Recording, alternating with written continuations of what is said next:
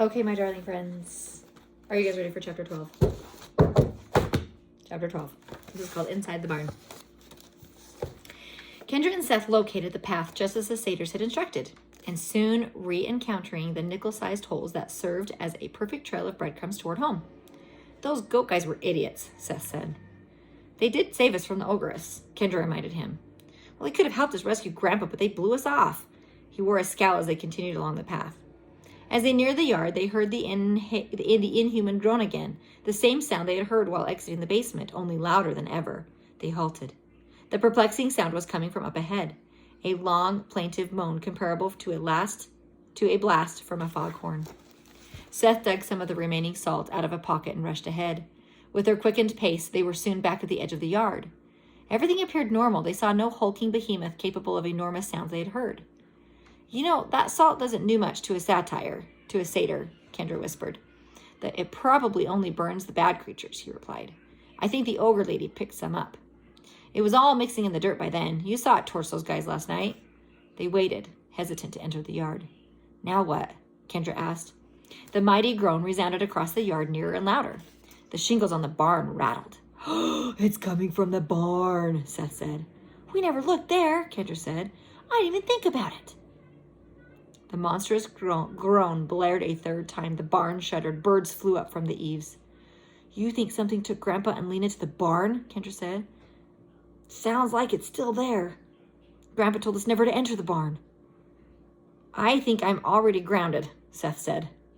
No, I mean, what if he keeps ferocious creatures in there? Like it might have nothing to do with his disappearance. It's our best chance. Where else are we going to look? We have no other clues. The tracks were a dead end. At least we should try to get a peek inside. Seth started for the barn with Kendra following reluctantly behind. The towering structure rose a good 5 stories tall, topped by a weather vane and in the shape of a bull. Kendra studied it for entrances until now. She noted the obvious set of large double doors in the front, along with some smaller access doors along the side. The barn creaked and then started shaking as if there were an earthquake. The sound of timbers splitting filled the air, followed by another mournful moan. Seth glanced back at Kendra. Something huge was in there. A few moments later, the barn grew still. Chains and a heavy padlock bound the double doors in front, so Seth moved along the side of the building, quietly trying the smaller doors. They were all locked. The barn had several windows, but the lowest were 3 stories off the ground. They stealthily circled the entire building, finding no doors unlocked. There weren't even cracks or peepholes. Grandpa sealed this place up tight, Kendra whispered. We may have to make some noise to get inside, Seth said. He started circling the building again. I'm not sure that would be smart. I'll wait until the barn starts shaking again. Seth sat down in front of the small door, a little more than 3 feet high. Minutes passed. Think it knows we're waiting? Kendra asked. You're just bad luck. Stop saying that. A fairy glided over near them. Seth tried to shoo it away. Get out of here. The fairy effortlessly dodged. Ooh, I don't know what that just did. I think I just woke up the Alexa on my app. on my iPad. Okay. All right. Fairy, Seth tried to shoot away, dodged his motions. Okay. The more vigorously he waved her away, the closer she came. Stop it. You're just egging her on, Kendra said. I'm sick of fairies. Then ignore her and maybe she'll leave. He stopped paying attention to the fairy. She came up right behind his head. When the proximity earned no reaction, the fairy landed on his head. Seth slapped at it, missing as she wove around his intended blows. Just when he jumped to his feet to chase her, the booming groan came again. The little door trembled. Seth plopped back down and started ramming the door with both feet. The moaning muffled most of the impact's noise. On the 5th kick, the edge of the little door split and swung open. Seth rolled away from the opening, and Kendra stepped aside as well. Digging in his pocket, Seth withdrew remnants of his salt. Do you want some? He mouthed. Kendra accepted some salt. A second or two later, the deafening moan ceased. Seth gestured for Kendra to wait. He crept through the small door, and Kendra waited, squeezing the salt in her palm. Seth reappeared in the opening, wearing an inscrutable expression. You have to see this, he said. What? Don't worry, come and look. Kendra ducked through the little doorway. The enormous barn contained just one cavernous room with a few closets around the perimeter. The entire room was dominated by a single gigantic cow. Not what I expected, Kendra murmured in disbelief. She gawked at the colossal bovine in amazement. The huge head was hung up near the rafters, 40 or 50 feet in the air. A hayloft spanned an entire side of the building, serving as a feed box. The cow's hooves were the size of hot tubs. The tremendous udder was absolutely bulging. Milk beaded and dripped from the teats almost the size of punching bags. The gargantuan cow cocked his head, staring down at the newcomers to the barn. It let out a long moo, making the barn shake simply by shifting its stance. Holy cow, Kendra muttered. You can say that again. I doubt Grandpa will be running out of milk anytime soon. We're friends, Kendra called up to the cow. The cow tossed its head and began munching from the hayloft. Why haven't we heard this thing before? Seth wondered. She probably never moves. I think she's in pain, Kendra observed. See how swollen the udders look? I bet it could fill a swimming pool. Seriously, somebody probably milks her every morning. And nobody did that today, said Seth.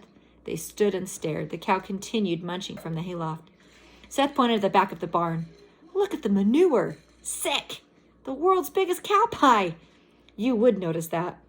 The cow let out another bellowing complaint, the most intense so far. They clamped their hands over their ears until the lowing stopped. We probably should try to milk her, Kendra said. How are we supposed to do that? Seth cried. There has to be a way. They must do it all the time. We can't even reach her thingies. I bet that cow could tear this place apart if she wanted. I mean, look at her. She keeps getting more upset. Her udders look like they're about to burst. Who knows what kind of power she has? Her milk lets people see fairies. The last thing we need is a gigantic magic cow running loose. It could be total mayhem. Folding his arms, Seth surveyed the task. This is impossible. We need to search the closets. Maybe they have special tools. What about Grandpa? We're out of leads, said Kendra. If we don't milk this cow, we could end up with a new disaster on our hands. In the closets, they found a variety of tools and equipment, but no obvious gear for milking a gargantuan cow. There were empty barrels all around, and in and out of closets which Kendra figured must be used for catching milk. In one closet, Kendra found a couple of A-frame ladders. These might be all we need, she said. How do we even get our hands around those things? We don't. There has to be a gigantic milking machine, Seth said. I'm not seeing anything like that, but it might work if we just hug and drop. Are you nuts? Why not? Kendra said, motioning between the teats and the floor. It isn't that far from the nipples to the ground. We're not trying to use barrels? No, we can waste the milk. Barrels would get in the way. We just need to relieve the pressure. What if she steps on us? She hardly has any room to move. If we stay under the udder, we'll be fine. They dragged the ladders into position, one beside each of the two teats on the same side of the mammoth cow. They climbed the ladder. Only by standing one rung from the top, they were high enough to grip the teat under the udder. Seth stood, waiting while Kendra tried to get into position. These feel wobbly, she said. Balance. She hesitantly stood upright. It felt a lot higher than it had looked from the ground. You ready? No, I bet this barn will hold her. We have to at least try. Hug the thingy and slide down? Seth asked. We'll trade off. You, then me, then you, then me. Then we'll do it to the other side. How about you start it? You're better at this sort of stuff, Kendra said. That's true. I milk a lot of giant cows. I'll show you my trophy sometime. Seriously, you start, urged Kendra. What if it hurts her? I don't think we're big enough. I'm more worried that we're not going to be able to get any out. So I should squeeze as hard as I can? Seth confirmed. Sure. Once I do it, you'll do it, and we'll just keep going as fast as we can. And if I ever find a gigantic cow milking trophy, I'll buy it for you, Kendra offered. I'd rather keep this a little secret. You ready? Go for it. Hesitantly, Seth placed a hand against the huge teat. The cow mooed, and he recoiled, crouching and grabbing the ladder with both hands to steady himself. Kendra tried to stay balanced as she laughed. Finally, the foghorn moo ended. Oh, I changed my mind, Seth said. I'll count to 3, said Kendra. You go first, or I'm not doing it. I almost fell and wet my pants at the same time. 1, 2, 3. Seth stepped off the ladder, embraced the teat. He slid down it and fell to the floor along with an impressive jet of milk. Kendra stepped off and hugged the teat as well. Even with her holding tightly, it slid through her embrace faster than she expected. She hit the floor with more milk already soaking her jeans. Seth was on his way back up the ladder. I'm already disgusted, he said. stepping off the ladder and sliding down again. This time he kept his feet when he landed. Kendra went up and slid down again, hugging as hard as she could. She descended a little more slowly, but still fell over when she hit the floor. Already, milk was everywhere. Soon they fell into a rhythm, both of them landing on their feet most of the time. The engorged udder hung low, and they got better at using the teat hug to control their fall. Milk gushed copiously. While they were sliding, the teats sprayed like fire hoses. There must have been at least 70 jumps each before the outlet began to slacken. Other side, Kendra gasped, breathing hard. My arms are dead, Seth complained. We have to hurry. They scooted the ladder over and repeated the process. Kendra tried to pretend she was on a surreal playground where the kids waded in milk instead of sand and slid down thick, mossy poles. Kendra focused on climbing the ladder and landed as lightly as possible. She worried that either action became routine. She could have a bad accident, spraining an ankle, breaking a bone, or worse. At the first sign that the flow of milk was slackening, they collapsed in exhaustion, not worrying about lying in milk because their clothes and hair were already drenched. Both of them gulped air desperately. Kendra put a hand to her neck. My heart is beating like a jackhammer. I thought I was going to puke. That was so foul, complained Seth. I'm more tired than sick. Think about it. You're dripping with warm, raw milk while your face rubs down a cow nipple about 100 times. More than that. We doused the whole barn, Seth said. I'm never drinking milk again. I'm never going to go to a playground, Kendra vowed. What? Hard to explain. Seth scanned the area under the cow. The floor has drains, but I don't think much of the milk is going down. I saw a hose. I doubt the cow would like the milk rotting all over the place. Kendra sat up and squeezed milk out of her hair. That was the best workout I've ever had. I'm dead. If I did that every day, I'd look like Hercules, said Seth. You mind grabbing the ladders? Not if you do the hosing. The hose was long and had good water pressure, and the drain seemed to have plenty of capacity. Flushing the milk away turned out to be the easiest part of the process. Seth had Kendra hose him off and then returned the favor. From the time the milking began in earnest, the cow made no more noise and displayed no more interest in them.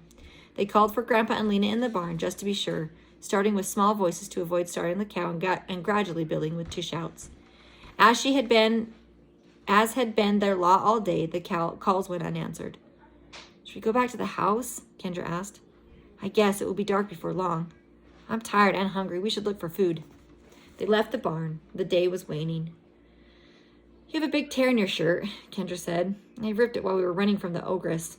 I have a pink one you can borrow. This'll work fine, Seth said, once it dries off.